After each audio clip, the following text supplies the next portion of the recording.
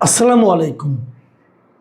প্রিয় দর্শক, আপনারা সবাই জানেন যে বাংলাদেশে এই মুহূর্তে সোশ্যাল মিডিয়া অত্যন্ত পাওয়ারফুল একটা মাধ্যম।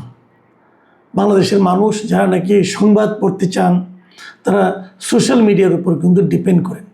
পত্রপত্রিকা এবং টেলিভিশন এদের সংবাদগুলো তারা প্রায় ঠিক অতটা বিশ্বাস করেন না। তারা মনে করেন এই মাধ্যমগুলো কারো না কারো পারপাস সার্ভ করতেছে, কিন্তু প্রকৃত সংবাদের জন্য তারা প্রায় সোশ্যাল মিডিয়ার উপর নির্ভর করেন। যারা সোশ্যাল মিডিয়া ক্রিয়েট করেন, মানে যাদেরকে আমরা কন্টেন্ট ক্রিয়েটর বলি, যেমন ধরেন আমার মতো লোক যারা আছেন, আমি যে বেসিক্যালি সোশ্যাল মিডিয়াতেই কাজ করি। আমাদের মতো যারা কন্টেন্ট ক্রিয়েটর আছেন, সারা দেশে কত কন্টেন্ট ক্রিয়েটর আছেন আপনি জানেন? একটা হিসেব দিয়ে দেখা গেছে, মোটামুটি একটা ধারণা করা গেছে, প্রায় 13 থেকে 15 লাখ লোক এখন নানাভাবে কন্টেন্ট ক্রিয়েটর আছেন। এখন আমি না হয় একটা সার্টেন ইস্যু নিয়ে কাজ করি, একটা পার্টিকুলার ইস্যু নিয়ে কাজ করি, হয়তো দেশ সমাজ রাজনীতি নিয়ে কথা বলি। অনেকে কিন্তু রান্নাবান্না নিয়ে কন্টেন্ট ক্রিয়েট করেন, অনেকে লাইফস্টাইল নিয়ে কন্টেন্ট ক্রিয়েট করেন, অনেকে কেবল নিতান্ত হাস্যরস নিয়ে কন্টেন্ট ক্রিয়েট করেন, রিল করেন। আপনারা ফেসবুকে প্রায় কিন্তু এই সমস্ত রিল দেখেন। এগুলি সবই কিন্তু এরা করেন, তারা হলো কন্টেন্ট ক্রিয়েটর। এবং এই যে কন্টেন্ট ক্রিয়েট তারা করেন, কেন করেন? এক একজনের এক এক ধরনের লক্ষ্য। কিন্তু যেমন আমার একটা লক্ষ্য আছে যে আমি কিছু কথা বলতে চাই। আমি দীর্ঘদিন সাংবাদিকতা করেছি। আমি কথা বলার জন্য, আমার চিন্তাটার প্রকাশ ঘটানোর জন্য আমি কোনো না কোনো মিডিয়ার আশ্রয় নিয়েছি, কোনো না কোনো মিডিয়ার প্ল্যাটফর্ম ব্যবহার করেছি। কিন্তু আমি দেখেছি সেখানে আমি সব কথা বলতে পারি না, সেখানে আমাকে ওই মালিক পক্ষের নিয়মকানুনকে মানতে হয়। সেই জন্যই আমি নিজস্ব একটা স্বাধীন প্ল্যাটফর্ম তৈরি করেছি এবং এখানে আমি কথা বলি, এখানে আমি আমার স্বাধীনতা পাই এবং স্বাধীনতার ব্যবহারও করি। যে কারণে আমি দেখেছি মানুষ এটা অনেকে পছন্দ করেন, আবার কেউ কেউ পছন্দ করেন না। সরকার পক্ষের লোক প্রায়ও পছন্দ করেন, তো সেগুলো তো আছেই। আবার অনেকে কিন্তু নিছক বিনোদনের জন্য কন্টেন্ট ক্রিয়েট করেন, অনেকে শিক্ষামূলক বিষয় নিয়ে কন্টেন্ট ক্রিয়েট করেন, অনেক রকম আছেন। এই কন্টেন্ট ক্রিয়েটর যারা আছেন তারা কিন্তু কিছু টাকাও পান এখান থেকে। সেই টাকাটা কোত্থেকে আসে? বিদেশ থেকে আসে। আপনার গুগল অ্যাডসেন্স যেটাকে বলে, গুগলের মাধ্যমে আসে, ফেসবুকের কাছ থেকে আসে, মেটার কাছ থেকে আসে, মূলত বেসিক্যালি আমেরিকার কাছ থেকে আসে এগুলো। এবং এগুলি কী হিসেবে বাংলাদেশে আসে? ডলার হিসাবে আসে। তো ডলার হিসেবে আমাদের এখানে কিন্তু আরও বৈদেশিক মুদ্রা আসে। যারা বিদেশে চাকরি করেন, মধ্যপ্রাচ্যে আছে, আমেরিকা আছে, অন্যান্য দেশে আছে যারা চাকরি করেন, তারা যখন আমাদের এখানে টাকা পাঠান বিদেশ থেকে, সেটা হলো রেমিটেন্স হিসেবে আসে, বৈদেশিক মুদ্রা হিসেবে আসে, পাঠান ওনারা। কিন্তু সেই বৈদেশিক মুদ্রা কিন্তু আলটিমেটলি বাংলাদেশ ব্যাংকের একটা প্রপার্টি হিসেবে কিন্তু দেখা দেয়। ওই সরকার মাঝে মাঝে বলে না যে আমাদের এখন $40 বিলিয়ন বৈদেশিক মুদ্রা আছে, রিজার্ভ আছে। এটা কিন্তু এই বিদেশিরা যা পাঠাচ্ছে সেই হিসাবটা নিয়ে তারা বলে। তার মানে এই রেমিটেন্স যারা পাঠান তাদেরকে যাতে নাকি তারা আরও বেশি রেমিটেন্স পাঠান, এই জন্য তারা কিন্তু সরকার দুইটা প্রণোদনা দেয়। একটা প্রণোদনা হলো তাদের এই টাকায় কোনো ট্যাক্স দিতে হয় না, তাদের কোনো ইনকাম ট্যাক্স দিতে হয় না। কেবল তাই নয়, তারা যদি 100 টাকা পাঠান বাংলাদেশে, তাহলে বাংলাদেশ গভর্নমেন্ট তার সঙ্গে আরও অতিরিক্ত 2.5 টাকা, 2 টাকা, 2.5 টাকা তাদেরকে প্রণোদনা দেন যে আপনারা বেশি বেশি টাকা পাঠান। এটা কেন করেন? এটা করেন এই কারণে, যদি এভাবে তারা না পাঠাতেন ব্যাংকিং চ্যানেলের মাধ্যমে, তাহলে হয়তো তারা টাকাটা হুন্ডি করে পাঠাতেন, এবং হুন্ডি করে পাঠালে সেটা কিন্তু বাংলাদেশ ব্যাংকে আর জমা হতো না, এবং বাংলাদেশ গভর্নমেন্ট বলতে পারতেন না যে এই রেমিটেন্সটা আমার এখানে এসেছে। তাহলে সেক্ষেত্রে আমাদের বৈদেশিক মুদ্রার রিজার্ভ ধীরে ধীরে কমে যেত। আওয়ামী লীগ আমলে কিন্তু এটা হয়েছে। আওয়ামী লীগ আমলের শেষ দিকে বিপুল সংখ্যক বিদেশে অবস্থানরত চাকরিরত প্রবাসী যারা ছিল, তারা কিন্তু রেমিটেন্সের মাধ্যমে হিসাবে ব্যাংকের মাধ্যমে আর টাকা পাঠাতো না। এতে কিন্তু আওয়ামী লীগ সরকারের লস হতো। তাহলে সরকারের লাভটা কিসে হয়? যদি বিদেশ থেকে ডলার আসে, রেমিটেন্স আসে, সেটা সরকারের লাভ। এবং এই লাভটাকে উৎসাহিত করার জন্য সরকার যারা বিদেশ থেকে পাঠান তাদের সবাইকে ব্যাংকিং চ্যানেলের মাধ্যমে পাঠাতে বলেন। এবং ব্যাংকিং চ্যানেলে পাঠালে দুটো সুবিধা: 1 নম্বরও এই টাকার কোনো আয়কর দিতে হয় না, 2 নম্বর সুবিধা হলো এই টাকার উপরে একটা প্রণোদনা পাওয়া যায়। এই আলোচনাগুলো কেন করলাম? এটা করলাম হলো এই কারণে যে এই যে যারা নাকি কন্টেন্ট ক্রিয়েটর, যারা সোশ্যাল মিডিয়া থেকে বিদেশ থেকে ডলার আনেন, আমদানি করেন, তারা কিন্তু এই সুযোগটা পান না। এই সুযোগটা আগে ছিল। 1984 সালে যে আইনটা ছিল, আয়কর আইন, সেই আইনে এই সুযোগটা ছিল। সেই আইনে বলা হতো যে এই টাকাকেও তারা রেমিটেন্স হিসেবে গ্রহণ করেছিল এবং এটাকে আয়কর দিতে হতো না। কিন্তু আওয়ামী লীগ আমলের শেষ দিকে, আওয়ামী লীগ গভর্নমেন্টের শেষ দিকে এসে যখন তারা দেখলো সোশ্যাল মিডিয়াগুলো তাদের নানা রকম অপকর্মের কথা তুলে ধরছে, তারা মানে মিডিয়াগুলোকে কন্ট্রোল করতে পারছে, মানে পত্রিকাগুলোকে, টেলিভিশনগুলোকে, এরা চুপচাপ আছে, কিন্তু সোশ্যাল মিডিয়ায় এটা কিন্তু অনেক বেশি প্রচার হয়ে যাচ্ছে।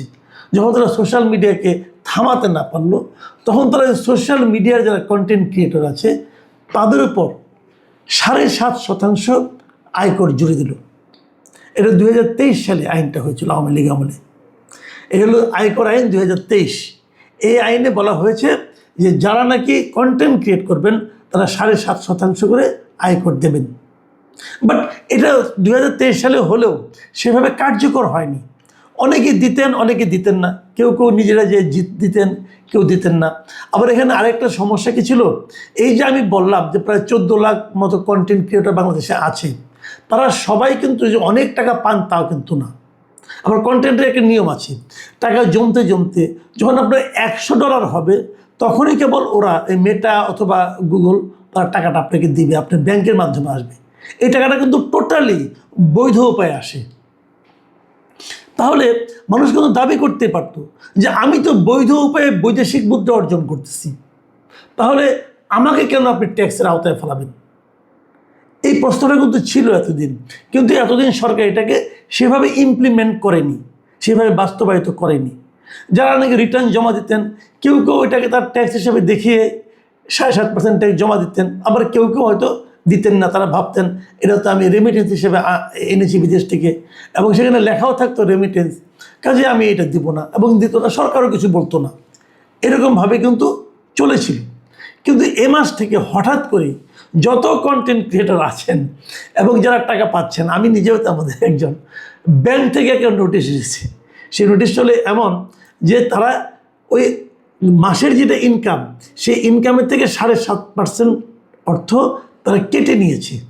কেটে নিয়ে ব্যাংক জানিয়ে দিয়েছে যেটা আপনার উৎস কর হিসাবে কেটে নেওয়া হলো। এই মাসে যত লোক আছেন যারা ফেসবুক এবং ইউটিউব থেকে টাকা পান, সবাই এই মেসেজটা পেয়েছেন ব্যাংক থেকে যে সবার কাছ থেকে 7.5% উৎস কর কেটে নেওয়া হয়েছে। আমাকে অনেকে বলেছেন, আমাকে অনেকে যারা ইউটিউব করেন, যারা নাকি আপনার ফেসবুকে যারা নাকি রিল বানান, অনেকে আছেন আমাদের পরিচিত যারা রান্নার রিল বানান, যারা নাকি হাস্য কৌতুকের রিল বানান, তারা বলছিলেন যে ভাই এটা করে তো একদিন মোটামুটি সংসারে চালাচ্ছিলাম, এখন তো সেখান থেকে সরকার 7.5% কেটে নিল, সংসার কীভাবে চলবে? অনেকের ইনকাম ছিল এরকম 20,000 টাকা ইনকাম, অনেকেরই ছিল আপনার 10,000 টাকা ইনকাম, তো এরকম কিন্তু কেটে নিচ্ছিল। মানে যার 20,000 টাকা ইনকাম ছিল তার এখন 1500 টাকা নিয়ে নিচ্ছে গভর্নমেন্ট। মানে সে পেতই 20,000 টাকা, সেখান থেকে 1500 টাকা গভর্নমেন্ট কর হিসেবে তার কাছ থেকে কেটে নিয়েছে। যে 10,000 টাকা ইনকাম করতো, 10,000 টাকা তো হতো না, কারণ আপনার ওই $100 কম হলে তো আর ব্যাংক মানে ওরা পাঠাতো না। ধরেন আপনার 1250 টাকা, 12,500 টাকা ইনকাম হতো, ওইখান থেকে তারা এভাবে কেটে নিচ্ছে এখন। তো এইটাতে হয়েছে কি, যারা নাকি এই ছোটো ছোটো গ্রামের অনেক মানুষ কিন্তু আছে যারা নাকি হাসি কৌতুক, আমি একটা ভিডিও মাঝে মাঝে দেখি, একটা চ্যানেল দেখি, উনি মাছ মারা নিয়ে ভিডিও করেন। ওই কেউ জাল ফেললো, ওইটাই ভিডিও দেখান, জালে কয়টা মাছ উঠলো দেখেন, লোক এটা আবার দেখে। কারণ মাছ মারার ভিডিও একটা সুবিধা আছে, যখন ওই জালটা ফেলে যে দেখা শুরু করে, সে কিন্তু ওয়েট করে দর্শক যে শেষ পর্যন্ত কত মাছ উঠে দেখার জন্য। খুব ইন্টারেস্টিং সাইকোলজি। এবং এই মাছ মারার ভিডিওগুলো কিন্তু ভালোই চলে, লোকে দেখে, গ্রামের সঙ্গে একটা সংযোগ হয়, এবং টাকাটা তো আর যে দেখে তাকে দিতে হচ্ছে না, টাকাটা দিচ্ছে হলো গুগল থেকে পাঠাচ্ছে অথবা ফেসবুক থেকে পাঠাচ্ছে, তো সেই টাকা দিয়ে কিন্তু ওদের সংসারটা চলে যেত। তো সেখানেও এখন সরকারের চোখ পড়েছে যে এই টাকাটা নিতে হবে, এবং এই টাকাটা আপনি দেওয়া না দেওয়ার কোনো ব্যাপার না, সরকার নিজে থেকে টাকাটা কেটে নেবে আপনার কাছ থেকে। 7.5% কেটে নিচ্ছে এই মাস থেকে, এবং আগামী মাসগুলোতে চলতে থাকবে। এখন আমার প্রশ্ন হলো কি, যে যারা নাকি প্রবাসী থেকে আয় করে, বিদেশ থেকে টাকা পাঠায়, তাদেরকে আপনি অনেক সুযোগ সুবিধা দিচ্ছেন, তাদের আয়কর নিচ্ছেন না, প্রণোদনা দিচ্ছেন, এবং তারা যদি এটাতে কোনো বন্ড কিনে, কোনো বিনিয়োগ করে, বাংলাদেশে কিন্তু অনেক রকম বন্ড আছে, মার্কিন ডলার প্রিমিয়াম বন্ড, মার্কিন ডলার আপনার ইউরো প্রিমিয়াম বন্ড, এরকম বন্ড আছে। এগুলো যখন আপনি কিনবেন, সেখানেও তাদেরকে কিন্তু কোনো কর দিতে হয় না। আপনি যদি সঞ্চয়পত্র করেন, আপনি সঞ্চয়পত্র যখন আপনার মুনাফাটা আনবেন, তখন আপনার কাছ থেকে 10% কর তারা কেটে নেবে, কিন্তু ওই বন্ড যারা করবে তাদের তাও কেটে নেবে না। তাহলে তাদের এত সুবিধা, ওটা যদি বৈদেশিক মুদ্রা অর্জন হয়, যারা দেশ থেকে বৈদেশিক মুদ্রা অর্জন করছেন, এদের প্রতি সরকারের এরকম বিমাতা সুলভ আচরণ কেন? এই প্রশ্নটা অনেকে আমাকে জানতে চেয়েছেন। ভাই, আমরাও তো ডলার আনি, আমাদের ডলারটাও তো গভর্নমেন্ট তার আয় হিসাবে দেখায়। গভর্নমেন্ট বলে আমার এখানে এত এত, কত টাকা আসে কোনো ধারণা, আমি একটা ধারণা দিই, মোটামুটি অ্যাকুরেট ধারণা পাওয়া যাচ্ছে না। আমি যতটুকু জেনেছি যে বাজার মূল্য হিসাব করলে পরে প্রতি বছর অ্যাভারেজে প্রায় 35 থেকে 40 মিলিয়ন ডলার এই সমস্ত কন্টেন্ট ক্রিয়েটররা ইনকাম করেন, মানে গভর্নমেন্টকে এড়ে দেন। খুব বেশি টাকা না, কিন্তু খুব বেশি টাকা না, 35 মিলিয়ন ডলার ধরলাম। আমি যদি 35 মিলিয়ন ডলার ধরি, তো সেখান থেকে যদি আমি 7.5% গভর্নমেন্ট কেটে নেয়, সেটা দাঁড়ায় কত? সেটা দাঁড়ায় অনলি 26,25,000 ডলার। এই টাকাটা গভর্নমেন্ট কিন্তু পাচ্ছে।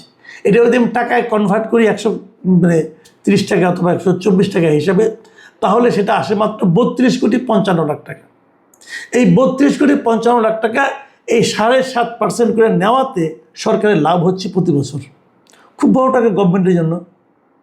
এই লোকগুলো তো খেটে খেত, এই লোকগুলি নানা রকম ছোটোখাটো ইনকাম, কিন্তু এই যে আমি বললাম যে 35 মিলিয়ন ডলারের মতো ইনকাম হয়, বিভিন্ন জন ইনকাম করে, তার মধ্যে 95% লোকের ইনকাম হলো ধরেন আপনার $200, মানে $200 মধ্যে, $200 মানে কি 25,000 টাকা। 95% ইউজার কিন্তু। তো এদের কাছ থেকে আপনাকে এই 7.5% নিয়ে আপনি কি করবেন? অথচ এদের কিন্তু সংসারটা চলে যেত এই টাকা দিয়ে।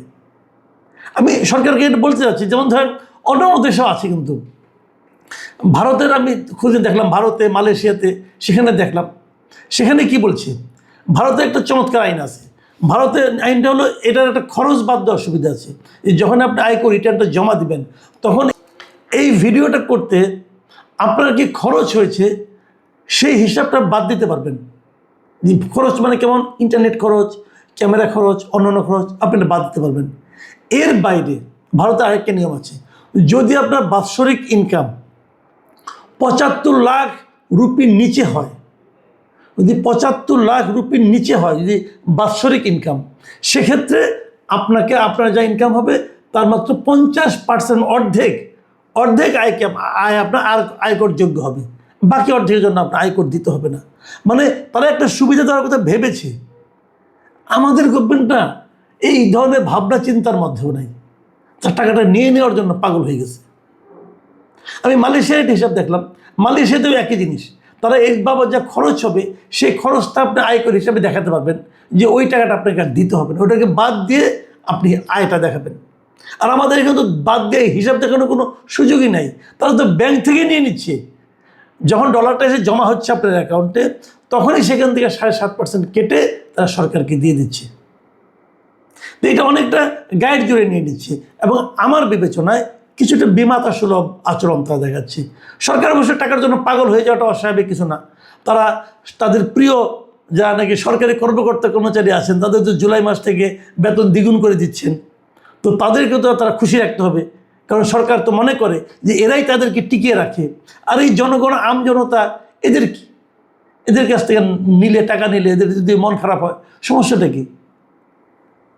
আমি জানি না আসলে মূল ঘটনাটা কি, নাকি এদেরকে ভয় পাচ্ছে সরকার, আমি সেটাও বলতে পারবো না। নাকি সরকার বলতে চাচ্ছে তোমরা এটা করো না। এই ধরনের কন্টেন্ট ক্রিয়েশন তো আপনার জন্য কোনো ক্ষতিকর না, কিন্তু কেন আপনারা এই ধরনের থামাচ্ছেন, এটা আমার কেন এদেরকে নিরুৎসাহিত করছেন? আমার তো মনে হয় বরং আপনাদের আরও উৎসাহ দেওয়া উচিত ছিল, তাদের প্রণোদনা দেওয়া উচিত ছিল, কারণ এরাও তো আপনার জন্য ডলার আনে, তাই না? আমি জানি না এটা সরকার কীভাবে নেবে, তবে আমি মনে করি সরকারের এ ব্যাপারে আসলে সতর্ক হওয়া উচিত এবং আরেকটু সহানুভূতিশীল হওয়া উচিত। প্রিয় দর্শক, এখন এ পর্যন্তই। আল্লাহ হাফেজ।